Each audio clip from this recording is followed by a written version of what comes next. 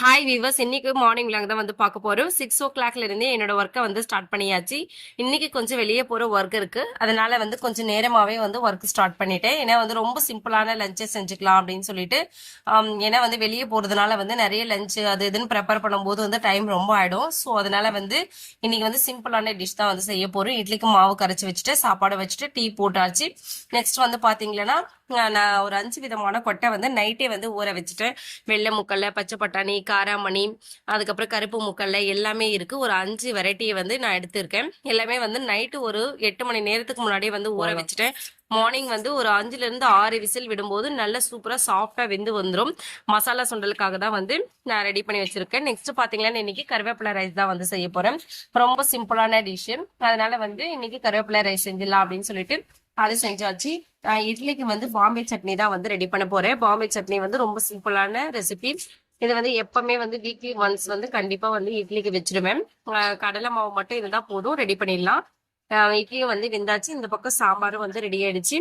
Time இப்போ பாத்தீங்கன்னா ஒரு 7 o'clock போல ஆகுது. இப்போ வந்து சாப்பாடு எல்லாமே வடிச்சு முடிச்சுட்டு ஃபைனலா வந்து கருவேப்பிலை சாதம் மட்டும் தாளிச்சு விட்டுடலாம். மிக்சி ஜார்ல போட்டு நல்லா வந்து கொரகொரப்பா அரைச்சி எடுத்துட்டு தாளிச்சு விட்டுட்டு ஃபைனலா வந்து இந்த பொடி போட்டு மிக்ஸ் பண்ணிட்டேன். இப்போ கருவேப்பிலை சாதமும் வந்து ரெடி ஆயிடும்.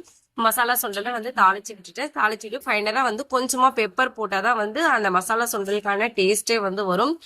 வெரைட்டி ரைஸ் எல்லாம் செய்யும் போது இந்த மாதிரி கொஞ்சம் சாம்பாரா இருக்கிற மாதிரி வச்சுக்கணும்னா நம்ம தொட்டு சாப்பிடறதுக்கு நல்லா இருக்கும். அதனால வந்து இன்னைக்கு நான் வந்து ரொம்ப ட்ரை பண்ணல. இன்னைக்கு எங்களோட மார்னிங் பிரேக்ஃபாஸ்ட் வந்து இட்லியும் பாம்பே சட்னியும், மதிய லஞ்சுக்கு கருவேப்பிலை சாதம், மசாலா சுண்டல். இவ்வளவுதான், ரொம்ப சிம்பிளான மெனு தான் வந்து இன்னைக்கு செஞ்சிருக்கும். ஏன்னா வந்து வெளியே போகணும்னு சொல்லியிருந்தேன் பாத்தீங்களா. என்னன்னு சொன்னீங்கன்னா வேக்சின் போடணும்.